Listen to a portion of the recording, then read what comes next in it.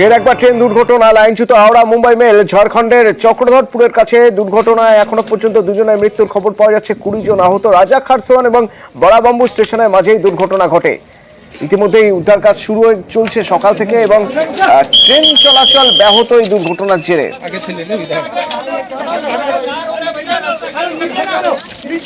ভোর রাতের ঘটনা,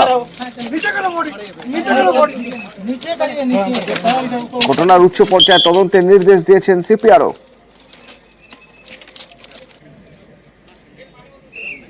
ट्रेन संख्या 12810 हावड़ा मुंबई मेल की दुर्घटना के बारे में जानकारी साझा कर रहा हूँ। यह ट्रेन सुबह 3:43 पर दुर्घटनाग्रस्त हुई। अब इसमें राहत और बचाव कार्य पूर्ण हो चुका है। 80% यात्रियों को बसों से चक्रधरपुर स्टेशन ले जाया जा चुका है और बचे हुए 20% एक स्पेशल ट्रेन से चक्रधरपुर ले जाए जा रहे हैं। इस घटना में 2 यात्रियों की मृत्यु हो गई है। ঝাড়খণ্ডের চক্রধরপুরের কাছে এই ট্রেন দুর্ঘটনায় আগেই লাইনচ্যুত হয়েছিল একটি মালগাড়ি এবং ওই বেলাইন মালগাড়িতে ধাক্কা মারে হাওড়া মুম্বাই মেল। 18টি কামরা বেলাইন হয়ে যায় ট্রেনের। দুজনের মৃত্যুর খবর পাওয়া যাচ্ছে এখনো পর্যন্ত। এই নিয়ে গত 2 মাসে তিনটি ট্রেন দুর্ঘটনা, পর ট্রেন দুর্ঘটনায় এবার প্রশ্নের মুখে রেলের নিরাপত্তা। 39 हो रहा था तब सडनली पूरा ट्रेन हिल गया, समझे ना। मैं भी बैठा हुआ था, मैं खड़ा था, फेंका गया। फेंका जाने के बाद 2-3 बार उठने का कोशिश, जब तक तो गाड़ी समझ ली एक के ऊपर एक ये हो रहा, गाड़ी का जो कंडीशन है। तो उसके बाद मालूम हुआ कि ड्राइवर से बात हुआ कि गाड़ी ड्रिल हो गई।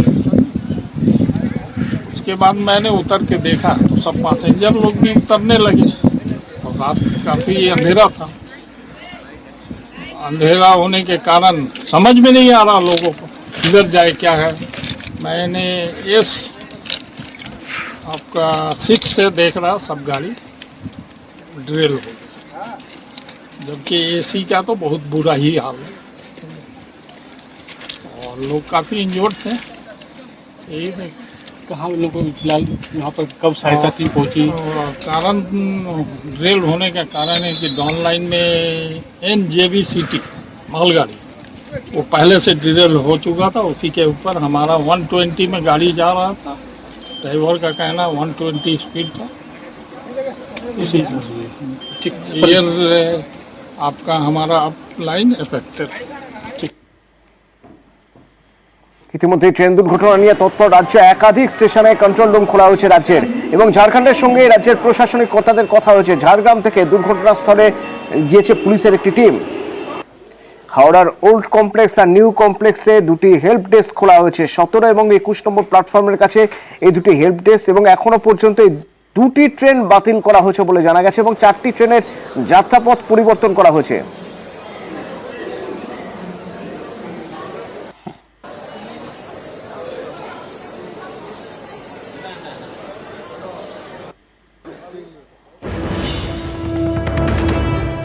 পরপর রেল দুর্ঘটনায় কেন্দ্রকে তোপ মমতার। ঝাড়খণ্ডের ট্রেন দুর্ঘটনায় কেন্দ্রকে বিঁধলেন মমতা। সরকারি উদাসীনতা নিয়ে প্রশ্ন তুললেন মুখ্যমন্ত্রী। সোমরাজ প্রতিনিধি আমার সঙ্গে ফোনে রয়েছেন। সোমরাজ, কি খবর আছে? দেখো, মুখ্যমন্ত্রী মমতা বন্দ্যোপাধ্যায় কেন্দ্রকে ফের কড়া আক্রমণ করেছেন এই ঝাড়খণ্ডের রেল দুর্ঘটনা নিয়ে। বারবার রেল দুর্ঘটনা নিয়ে ফের প্রশ্ন তুললেন মমতা বন্দ্যোপাধ্যায়।